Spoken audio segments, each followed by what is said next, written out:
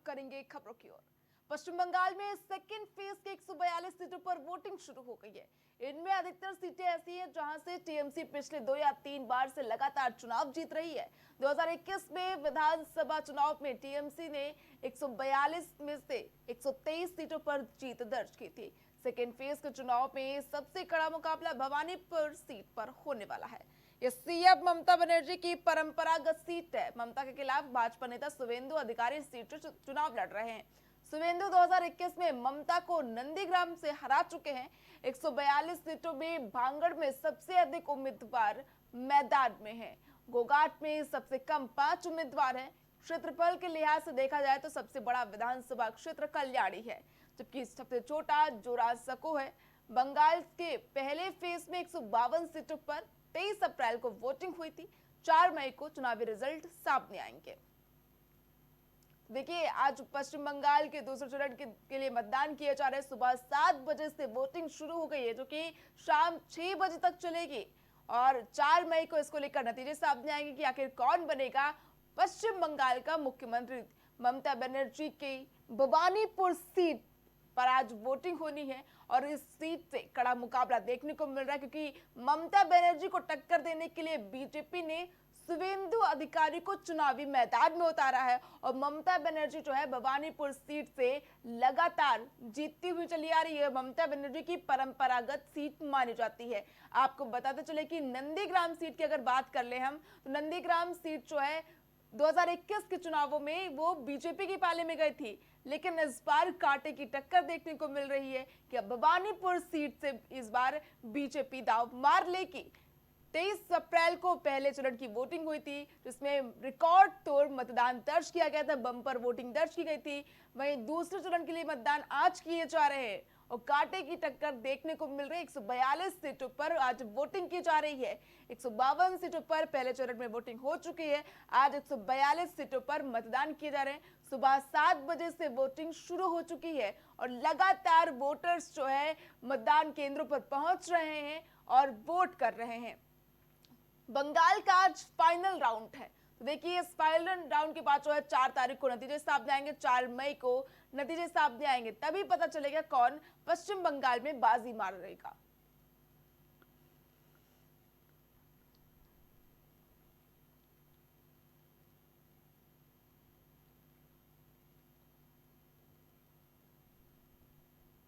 हरदोई जिले में प्रधानमंत्री नरेंद्र मोदी देश के सबसे लंबे गंगा एक्सप्रेसवे का लोकार्पण करेंगे। लोकार्पण के मौके पर मल्लावा कट के पास श्यामपुर में जनसभा को भी संबोधित करेंगे। तकरीबन 2 लाख लोग इस ऐतिहासिक पल के साक्षी बनेंगे। इसके अलावा 11 जनपदों में आयोजन का लाइव प्रसारण दिखाने की व्यवस्था भी की गई है। 594 किलोमीटर लंबे एक्सप्रेसवे का 99 किलोमीटर हिस्सा हरदोई में है।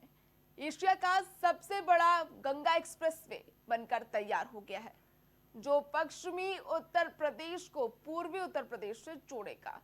594 किलोमीटर लंबा ये एक्सप्रेसवे मेरठ से प्रयागराज तक फैला है। प्रधानमंत्री नरेंद्र मोदी 29 अप्रैल यानी कि आज हरदोई जिले के मल्लावा से इसका शुभारंभ करेंगे। गंगा एक्सप्रेसवे रायबरेली जिले में 77.3 किलोमीटर की दूरी तय करता है। रायबरेली में गंगा एक्सप्रेसवे अथॉरिटी द्वारा 2 एंट्री और एग्जिट पॉइंट बनाए गए हैं। इनमें से एक लालगंज तहसील के हार गांव में और दूसरा ऊंचाहार तहसील के जगतपुर थाना क्षेत्र के गोकुलपुर रुझैया में स्थित है। रायबरेली खंड पर 2 रेस्ट एरिया और 2 टोल प्लाजा भी बनाए गए हैं। व्यापारिक गतिविधियों को बढ़ावा देने के लिए रायबरेली के ऊंचाहार में 200 एकड़ का इंडस्ट्रियल कॉरिडोर विकसित किया गया है। सड़क हादसों को कम करने के उद्देश्य से एक्सप्रेसवे के दोनों ओर 2.5 मीटर की दूरी पर रंबल स्ट्रिप बनाई गई है। यह स्ट्रिप ड्राइवर को झपकी आने या नींद में होने पर कंपन के माध्यम से अलर्ट करेगी। तो देखिए, उत्तर प्रदेश धीरे धीरे विकास की ओर बढ़ रहा है। आज गंगा एक्सप्रेसवे का उद्घाटन जो है प्रधानमंत्री नरेंद्र मोदी की ओर से किया जाएगा। एक्सप्रेसवे शुरू हो जाने से जहां जिन गांवों और शहरों से एक्सप्रेसवे गुजर रहा है, उन गांवों और शहरों की तरक्की होगी। वहीं खेल नगरी मेरठ से संगम नगरी प्रयागराज को जोड़ने से धार्मिक पर्यटन को भी बढ़ावा मिलेगा। गंगा एक्सप्रेसवे से लोग कानपुर और वाराणसी की ओर भी जा सकेंगे। गंगा एक्सप्रेसवे से उतरकर लोग NH 330 से वाराणसी होते हुए कोलकाता तक भी जा सकते हैं। इस एक्सप्रेसवे से आने वाले लोग प्रयागराज के धार्मिक स्थलों के अलावा वाराणसी में 12 ज्योतिर्लिंगों में एक काशी विश्वनाथ, विंध्यधाम और चित्रकूट के धार्मिक स्थलों तक भी पहुंच सकते हैं। आर्थिक जानकारों का मानना है कि गंगा एक्सप्रेसवे न केवल प्रदेश का अब तक का सबसे लंबा एक्सप्रेसवे बनकर तैयार हुआ है, बल्कि ये यूपी की लाइफलाइन बनेगा। इससे आर्थिक मजबूती आएगी, प्रदेश को 1 ट्रिलियन की इकोनॉमी बनाने में मदद मिलेगी। आपको मालूम हो कि एक्सप्रेसवे का उद्घाटन 29 अप्रैल को प्रधानमंत्री नरेंद्र मोदी करेंगे, यानी कि आज प्रधानमंत्री नरेंद्र मोदी की ओर से एक्सप्रेसवे का उद्घाटन किया जाएगा। लाखों लोग इस पल के साक्षी बनेंगे, लेकिन इससे पहले ही हरदोई से गंगा एक्सप्रेसवे से होकर एक परिवार प्रयागराज पहुंचा है। एक्सप्रेसवे से होकर आए अंशु जैन और उनके ड्राइवर अजय का कहना है कि उन्होंने हरदोई से प्रयागराज तक का सफर सिर्फ 3 घंटे में पूरा कर लिया है, यानी कि एक्सप्रेसवे के उद्घाटन से जो है सफर आसान होगा, लंबी दूरी जो है कम समय में यात्री कर सकते हैं। यात्री जो है लंबी दूरी को कम समय में तय कर सकते हैं, जिससे अब सफर बेहद आसान हो जाएगा। उन्होंने कहा कि सड़क की गुणवत्ता काफी अच्छी है। सड़क जब आम लोगों के लिए खुल जाएगी तो निश्चित तौर पर इससे लोगों का समय भी बचेगा, उत्तर प्रदेश की कनेक्टिविटी भी बढ़ेगी। आपको मालूम हो कि फिलहाल गंगा एक्सप्रेसवे 6 लेन का एक्सप्रेसवे है, लेकिन भविष्य में अगर जरूरत पड़ी तो इसे 8 लेन तक बढ़ाया जा सकता है। तो देखिए, गंगा एक्सप्रेसवे जो है आज उसका उद्घाटन किया जाएगा प्रधानमंत्री नरेंद्र मोदी की ओर से, और इस दौरान सीएम की भी मौजूदगी रहेगी। सबसे बड़ी बात है कि ये यात्रियों के लिए एक सौगात, एक बड़ा तोहफा है सरकार की ओर से, क्योंकि जो यात्री समय बचाना चाहते हैं, कम समय में लंबी दूरी तय कर लेंगे। गंगा एक्सप्रेसवे ग्रीनफील्ड एक्सप्रेसवे है। गंगा एक्सप्रेसवे के बीच में दोनों साइड एक एक लेन सड़क बनाने की जगह छोड़ी गई है। इसके साथ ही एक्सप्रेसवे के बाहर साइड लगभग 1 लेन से अधिक जगह पार्किंग के लिए भी रखी गई है। गंगा एक्सप्रेसवे पर सुरक्षा के कई बेहतरीन इंतजाम भी किए गए हैं। एक्सप्रेसवे के दोनों तरफ सीमेंटेड फेंसिंग की गई है। इसके अलावा स्पीड चेक करने के लिए हर 10 किलोमीटर पर मॉनिटरिंग कैमरे लगाए गए हैं। इस एक्सप्रेसवे पर हर 1 किलोमीटर पर हाई रेजोल्यूशन कैमरे भी लगाए गए हैं। डिवाइडर पर पेड़ पौधे भी लगाए गए हैं। रोड पर एट स्ट्रिप पर छोटे छोटे ब्रेकर नुमा पट्टे बनाए गए हैं, ताकि अगर ड्राइवर को नींद आ जाए या गलती से लेन से बाहर आ जाए तो टायर से गड़गड़ाहट की आवाज से ड्राइवर अलर्ट हो जाएगा, जिससे वो हादसे से बच सकता है। एक्सप्रेसवे पर कुल 9 फैसिलिटी सेंटर बनाए गए हैं।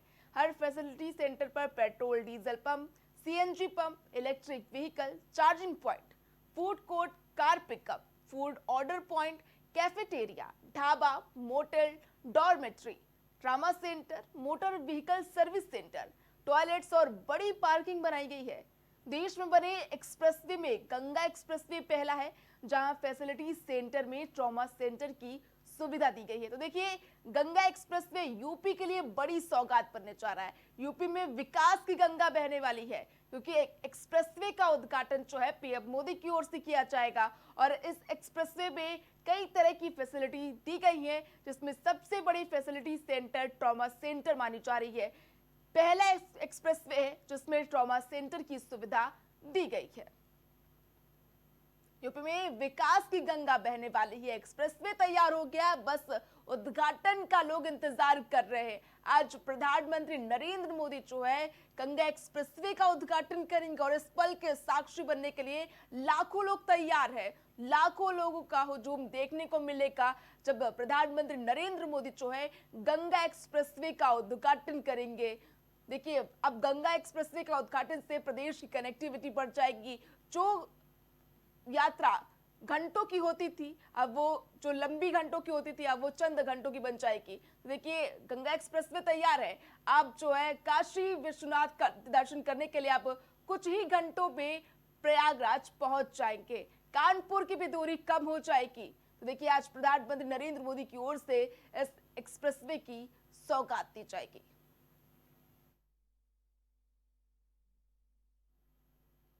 प्रधानमंत्री नरेंद्र मोदी ने वाराणसी में अपने 2 दिवसीय दौरे के दौरान करीब 6,300 करोड़ रुपए की विकास परियोजनाओं की सौगात दी है। साथ ही उन्होंने 2 नए अमृत भारत एक्सप्रेस ट्रेनों और अयोध्या मुंबई को हरी झंडी दिखाई। इस दौरान वे नारी शक्ति वंदन कार्यक्रम में भी शामिल हुए।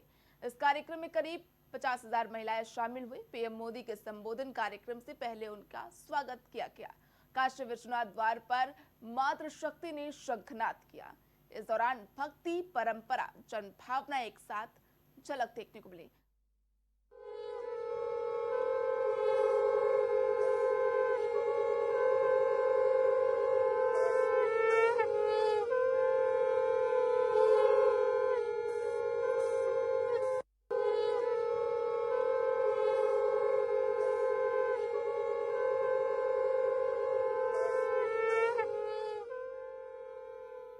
महिला सम्मेलन के दौरान प्रधानमंत्री नरेंद्र मोदी ने संबोधन भी दिया। प्रधानमंत्री नरेंद्र मोदी ने अपने इस संबोधन में तमाम बड़ी बातें कही। सबसे पहले तो उन्होंने कहा कि यहाँ नारी शक्ति का आशीर्वाद लेने आया हूँ। प्रधानमंत्री नरेंद्र मोदी ने कहा कि हमारी काशी माता श्रृंगार गौरी माता, अन्नपूर्णा माता, माता विशालाक्षी, माता संकटा और माँ गंगा ऐसी दिव्य शक्तियों की भूमि है। ऐसे में आप सभी भाई बहन बेटियों के समागम ने इस अवसर को बेहद दिव्य बना दिया है। हम काशी की भूमि पर आप सब मां बहनों को प्रणाम करते हैं।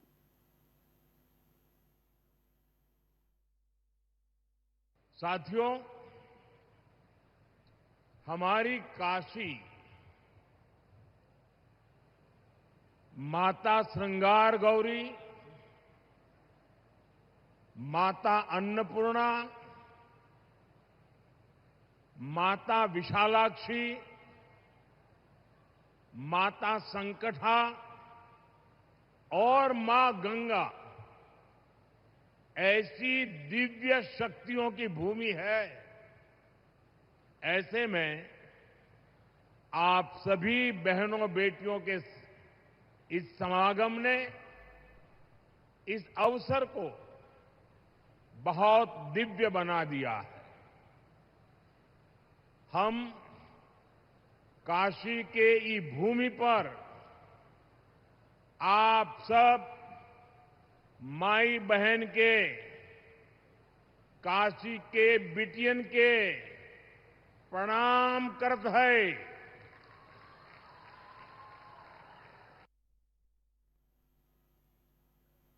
देखिए, प्रधानमंत्री नरेंद्र मोदी ने काशी को सौगात देते हुए दो नई अमृत भारत ट्रेनों को हरी झंडी पे दिखाई। इस दौरान पीएम मोदी ने कहा कि ये दोनों अमृत भारत ट्रेनें यूपी और महाराष्ट्र की कनेक्टिविटी को और बेहतर बनाएंगी। अब मुंबई, पुणे सहित पूरे महाराष्ट्र के लोगों को अयोध्या धाम और काशी विश्वनाथ धाम पहुंचने का एक और आधुनिक विकल्प मिल गया है। काशी में हर प्रकार के विकास से जुड़ी परियोजनाएं हैं।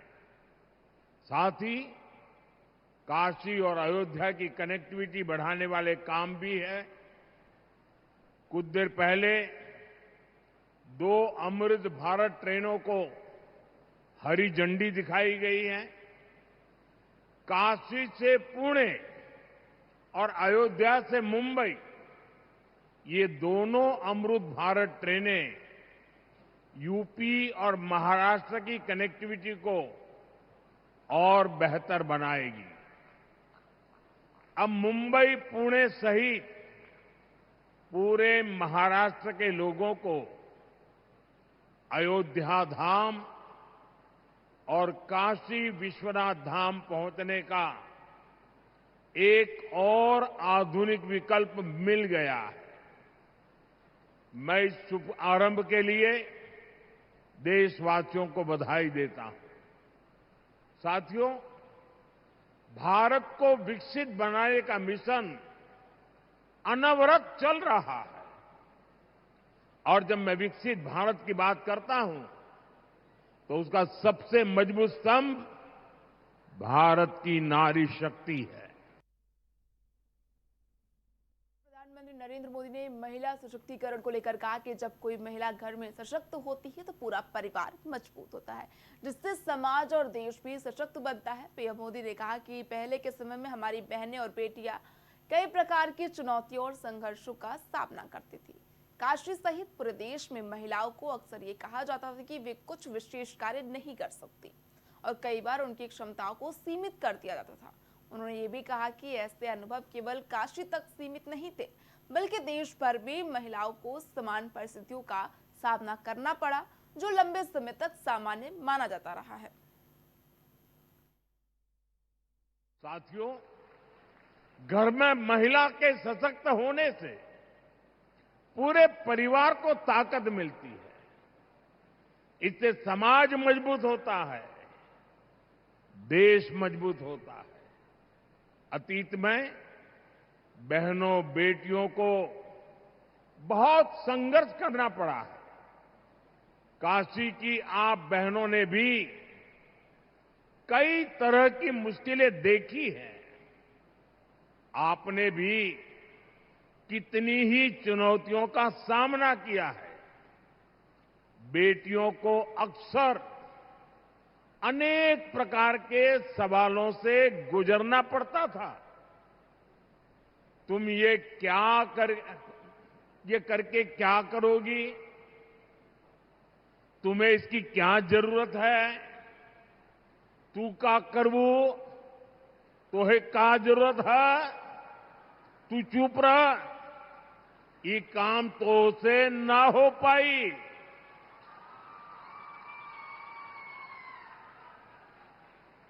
और कई बार तो सवाल भी नहीं पूछे जाते थे, सीधे फरमान सुनाया जाता था, ये तुम्हारे बस का काम नहीं है।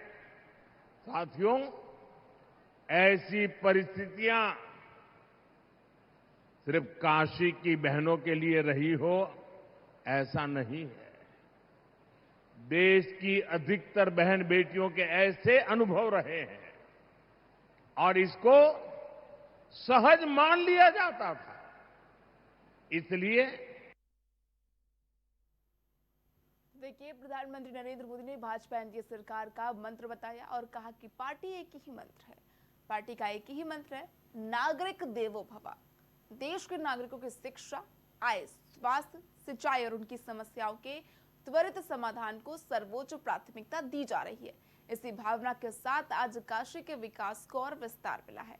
गंगा जी पर सिग्नेचर ब्रिज के निर्माण से पूर्वांचल की कनेक्टिविटी और अधिक मजबूत होगी। साथियों, बीजेपी एनडीए सरकार का एक ही मंत्र है, नागरिक देवो भव। देश के नागरिकों की पढ़ाई, कमाई, दवाई, सिंचाई और सुनवाई, ये हमारी प्राथमिकता है। इसी भाव के साथ आज यहां काशी के विकास को भी विस्तार दिया गया है। गंगा जी पर सिग्नेचर ब्रिज बनने से पूर्वांचल की कनेक्टिविटी और सशक्त होगी। साथियों, बीते एक दशक में काशी उत्तर और पूर्वी भारत का एक बड़ा आरोग्य हब बनकर उभरा है। 500 बेड का मल्टी सुपर स्पेशलिटी अस्पताल काशी के हेल्थ केयर इकोसिस्टम को और मजबूत करेगा। इसके अलावा 100 बेड के क्रिटिकल केयर ब्लॉक का भी शिलान्यास किया गया। इससे गंभीर बीमारियों के इलाज के लिए एक बहुत बड़ी सुविधा काशी में जुड़ेगी।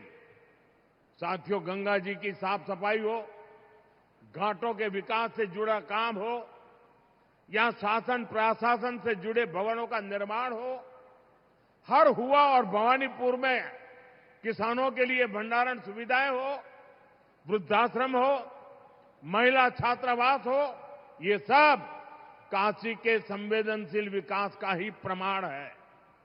इन कार्यों से बनारस के लोगों को ही सबसे ज्यादा फायदा हो रहा है।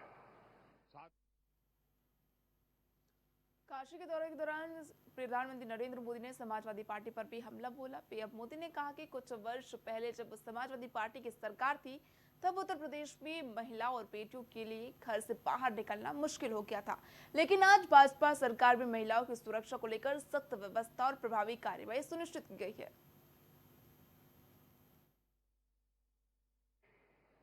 कुछ साल पहले तक जब यहां समाजवादी पार्टी की सरकार थी, तो यूपी में बेटियों का घर से बाहर निकलना भी मुश्किल हो गया था।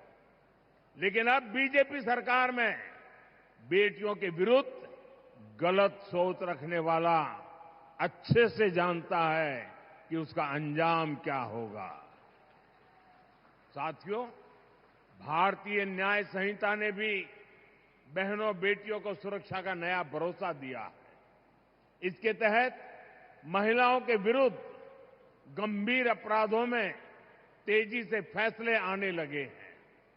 इसी प्रकार महिला थानों और परामर्श केंद्रों का नेटवर्क भी निरंतर बढ़ रहा है। आज यहां भी एक महिला पुलिस चौकी और परामर्श केंद्र के भवन पर काम शुरू हुआ है। ऐसे कदम बेटियों को सुरक्षा की गारंटी देते हैं।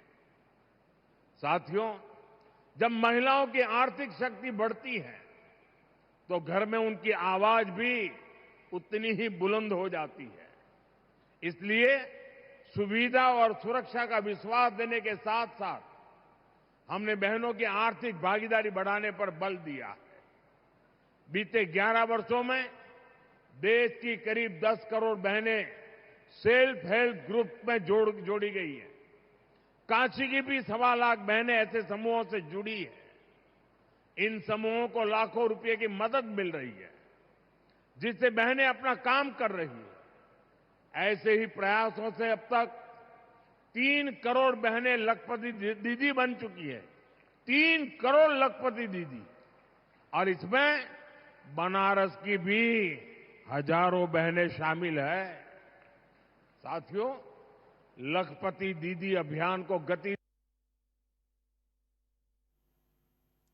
काशी दौरे के दौरान प्रधानमंत्री नरेंद्र मोदी ने जो है काशी वासियों को बड़ी सौगात दी है। नारी शक्ति वंदन अधिनियम पर भी प्रधानमंत्री नरेंद्र मोदी ने अपनी बात रखी। उन्होंने कहा कि इस दौरान उन्होंने विपक्ष पर भी हमला बोला। काशी में देखिए नमो नमो देखने को मिला है। प्रधानमंत्री नरेंद्र मोदी ने काशी वासियों को बड़ी सौगात दी है। कई परियोजनाओं का शिलान्यास सीएम पीएम की ओर से किया गया। इस दौरान सीएम की मौजूदगी देखने को मिले। इसके अलावा बीजेपी के राष्ट्रीय अध्यक्ष नितिन नवीन भी मौजूद रहे। राज्यपाल आनंदीबेन पटेल भी मौके पर मौजूद रही। महिला सम्मेलन में प्रधानमंत्री नरेंद्र मोदी ने शिरकत की। मातृशक्ति ने प्रधानमंत्री नरेंद्र मोदी का काशी में स्वागत किया। शंखनाद कर ये स्वागत किया गया। तो देखिए, काशी दौरे पर प्रधानमंत्री नरेंद्र मोदी हैं और इस दौरान विकास परियोजनाओं का उद्घाटन किया गया। शिलान्यास पीएम की ओर से किया गया। एक रोड शो भी पीएम की ओर से किया गया। और इस दौरान महिला आरक्षण बिल पर भी प्रधानमंत्री नरेंद्र मोदी ने विपक्ष पर हमला बोला। महिला आरक्षण बिल को लेकर